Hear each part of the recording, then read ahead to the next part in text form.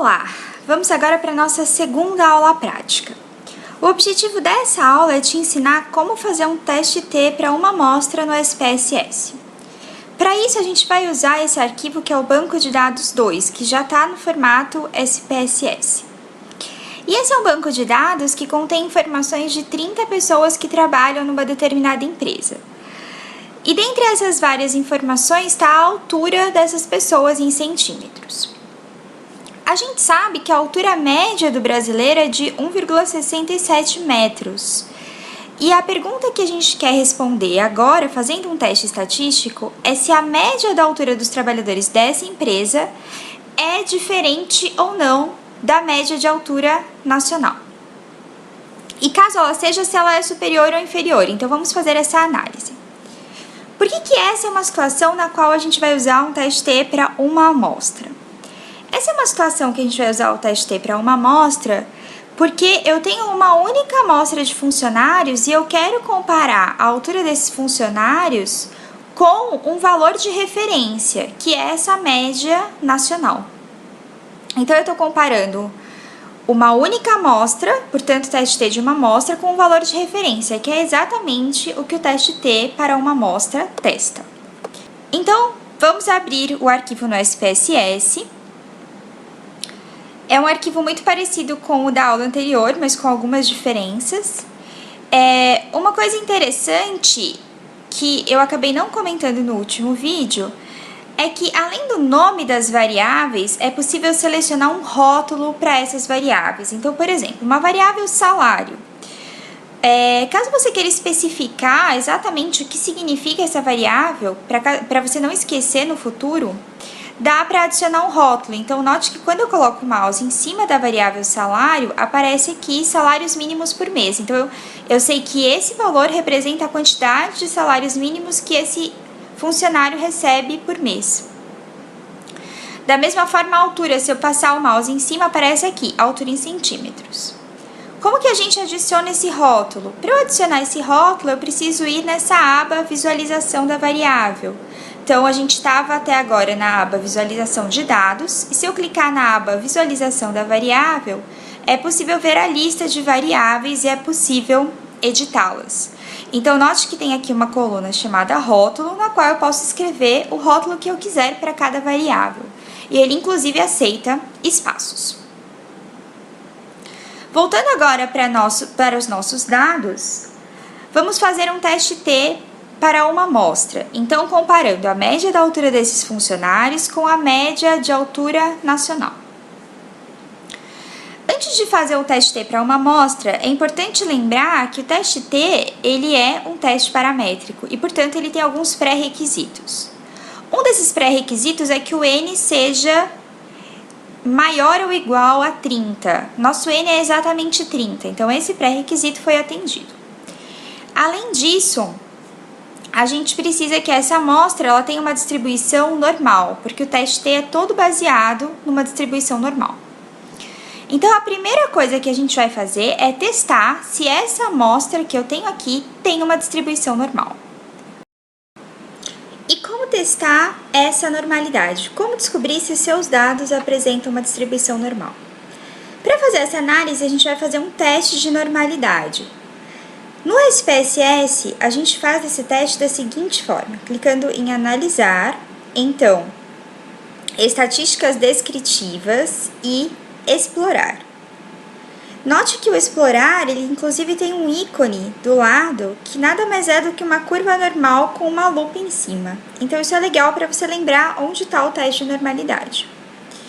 Clicando em Explorar, ele vai abrir essa janela com espaço para colocar variáveis dependentes e fatores. Nesse caso, o que a gente quer analisar é a normalidade da altura, ou seja, a normalidade de uma variável que é uma variável dependente. Então, a gente vai clicar em altura e vai adicioná-la aqui na caixinha de variáveis dependentes. Se você simplesmente clicar em OK, o SPSS não vai rodar o teste de normalidade. Para que ele faça o teste de normalidade, a gente precisa clicar aqui em Diagramas e selecionar Diagramas de normalidades com testes. Clicamos em Continuar, OK. janela que abriu é a janela que a gente chama de saída do SPSS. Observe que por mais que o meu SPSS esteja em português, a saída do SPSS está sempre em inglês. Então, é importante saber o nome das coisas, tanto em português quanto em inglês. E ele vai fornecer várias outras informações além do teste de normalidade em si, porque isso que a gente pediu é uma análise descritiva dos dados. Então, observe que tem aqui uma tabela chamada descritiva, que fornece para mim tanto a média dessa altura quanto o erro padrão desses dados. Mas o que nos interessa nesse caso é essa tabela aqui, que, como o próprio título diz, são os testes de normalidade. O SPSS ele faz automaticamente dois testes de normalidade, o Kolmogorov-Smirnov e o Shapiro-Wilk. Os dois testes geralmente têm resultados muito parecidos, mas recomenda-se que o Shapiro seja usado em amostras com N maior que 100 e o Kolmogorov com amostras com N entre 30 e 100. O que essa tabela mostra? Ela primeiro mostra esse valor statistic, que no caso é o valor da estatística do teste, que não é o que nos interessa. O que nos interessa é o valor de P de cada um desses testes, que no SPSS sempre vai estar representado por esse sig. Então, sempre que tiver o sig é o valor de P. Para entender o valor de P, a gente precisa lembrar quais as hipóteses nula e alternativa desses testes. Então, os testes de normalidade, eles têm como hipótese nula que a distribuição dos dados é normal, e a hipótese alternativa é de que essa distribuição é diferente de uma distribuição normal. Portanto, quando P é maior que 0,05, a gente considera que os dados têm uma distribuição normal, e quando ele é menor que 0,05, a gente considera que os dados têm uma distribuição que não é normal.